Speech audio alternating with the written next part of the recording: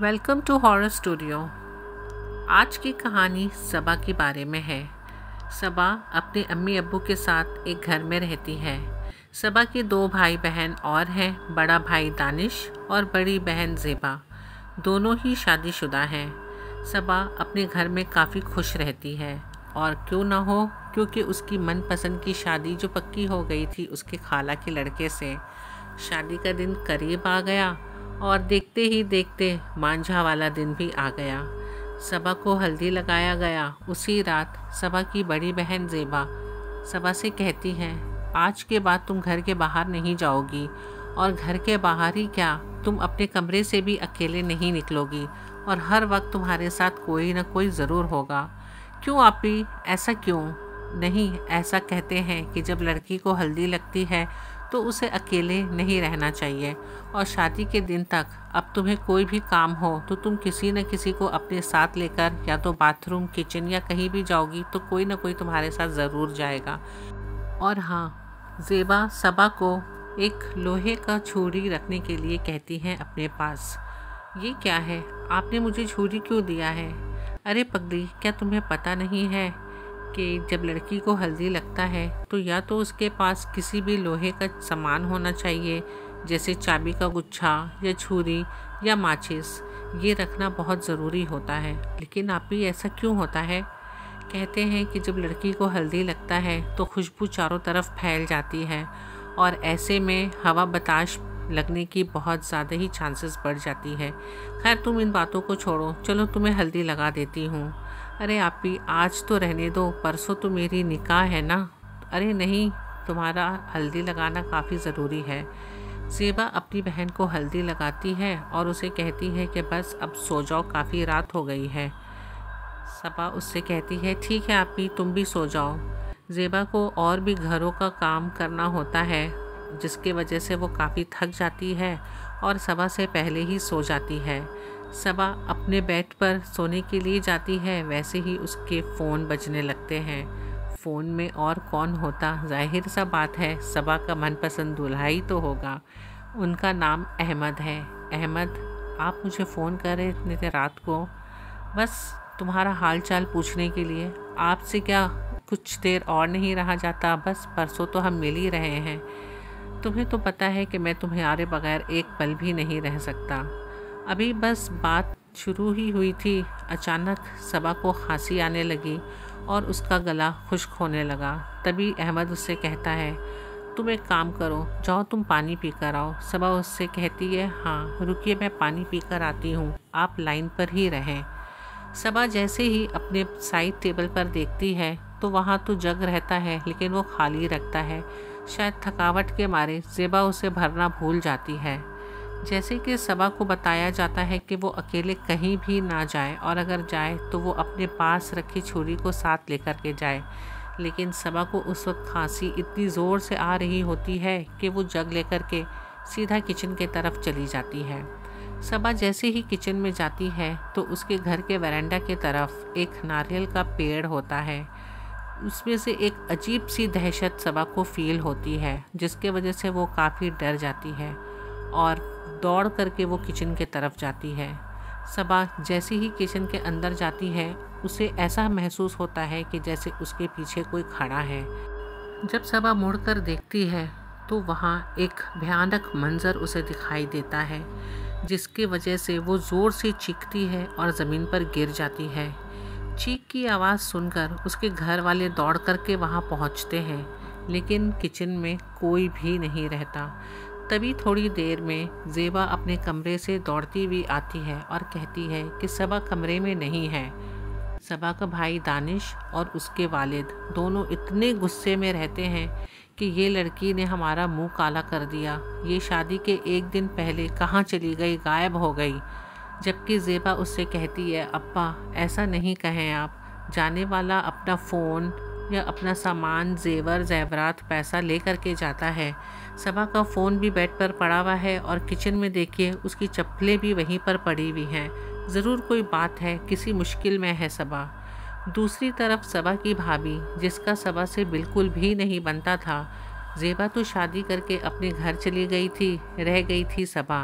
और जैसे कि दुनिया वालों को भी पता है कि बहुत ऐसे कम भाभी और ननद होती हैं जिनकी बहुत बनती है।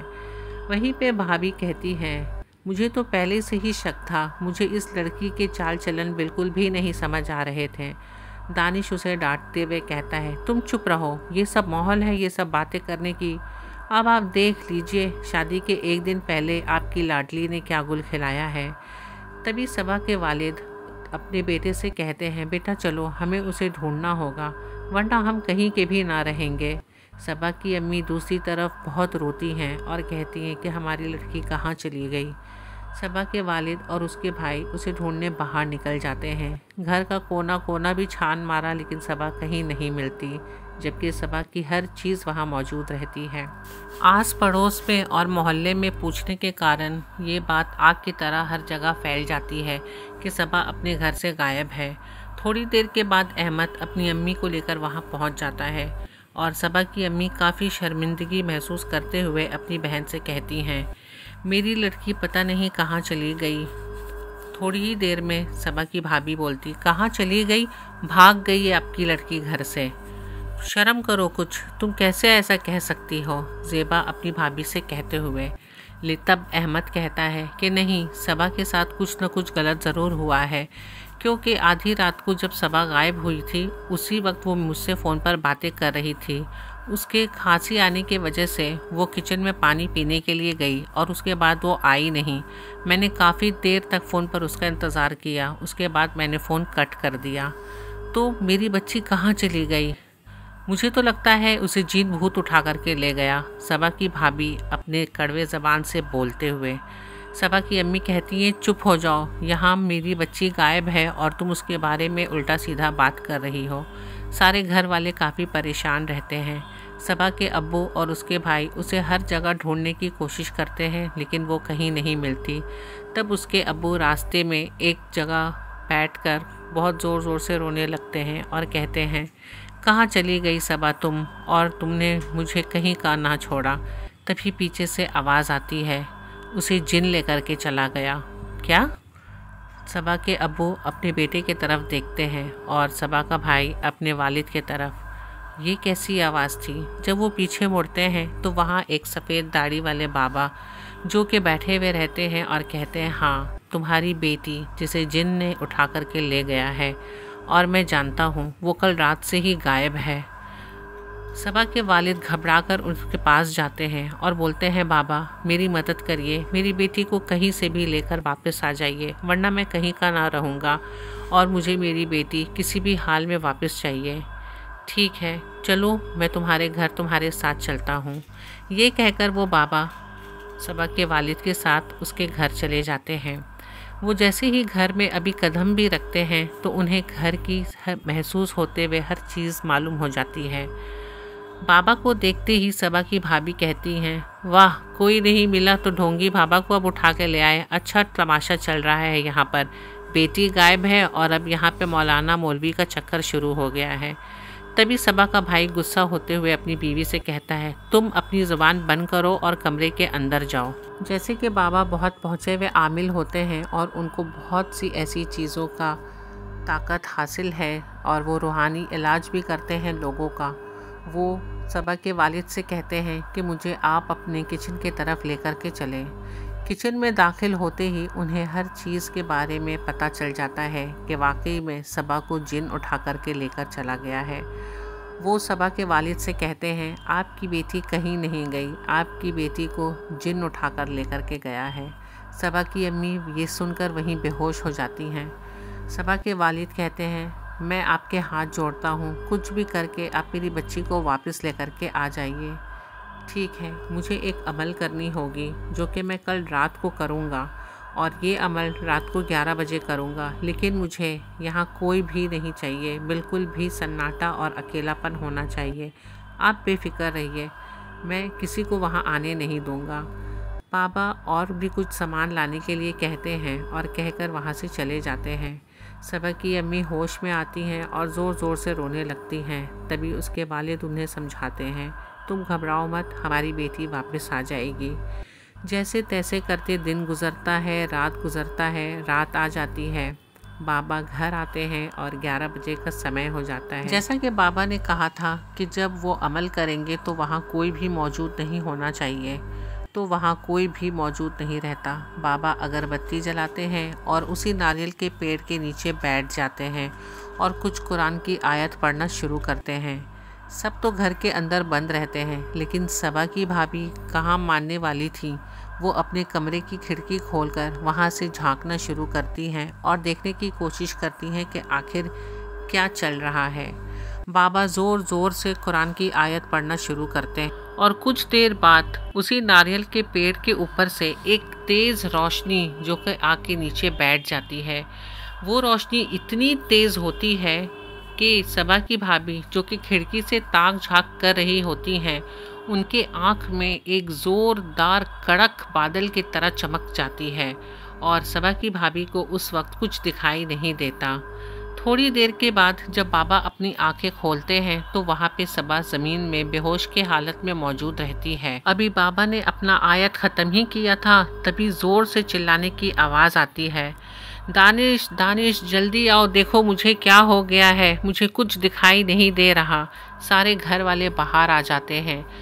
वो सबा की भाभी के पास जाने के बजाय सबा को देखते ही उसके पास दौड़ के जाते हैं और कहते हैं कि मेरी बच्ची को क्या हो गया। लेकिन बाबा कहते हैं घबराने की कोई बात नहीं, आपकी बच्ची थोड़ी देर में होश में आ जाएगी। वो जिन उसे यहाँ छोड़कर चला गया है। अमल के दौरान बाबा ये भी बताते हैं कि जब मैं अमल कर रहा था तभी मुझे इस बात का पता चला कि सबा जो हल्दी के हालत में किचन में पानी पीने गई थी और वो इस नारियल के पेड़ से गुज़रते हुए जब गई तो नारियल के पेड़ पर जैसे हमेशा की तरह आपको पता है कि जिन जन्नात होते हैं, उनमें से एक जिन को इसकी खुशबू इतनी पसंद आई कि वो सबा के पीछे पीछे बावर्ची खाने में चला गया और सबा उसे उसके रूप में देखते ही वहाँ बेहोश हो गई। लेकिन वो जिन उसकी खुशबू से इतना दीवाना हो गया कि वो सबा को वहाँ से लेकर के ही चला गया। अब आपकी बेटी बिल्कुल ठीक है। तभी दानिश बाबा से पूछता है, लेकिन बाबा मेरी बीवी की आँख की रोशनी क्यों चली गई? मैंने कहा था ना बेटा कि जब मैं अमल करूँगा तो उस बीच वहाँ कोई भी नहीं रहना चाहिए। ये उसी का ही नतीजा है। सबा होश में आती है और अपनी अम्मी के गले लिपट के ज़ोर ज़ोर से रोने लगती है। सबा की शादी हंसी खुशी हो तो जाती है, लेकिन सबा अब पहली जैसी बिल्कुल भी नहीं रहती। जैसे कि सबा के लंबे बाल हुआ करते थे घने, और सबा के चेहरे पर नूर हुआ करता था। लेकिन जब सबा बेहोशी की हालत में वहाँ मौजूद होती है तब उसके बाल भी बहुत छोटे होते हैं और वो रौनक भी नहीं रहती।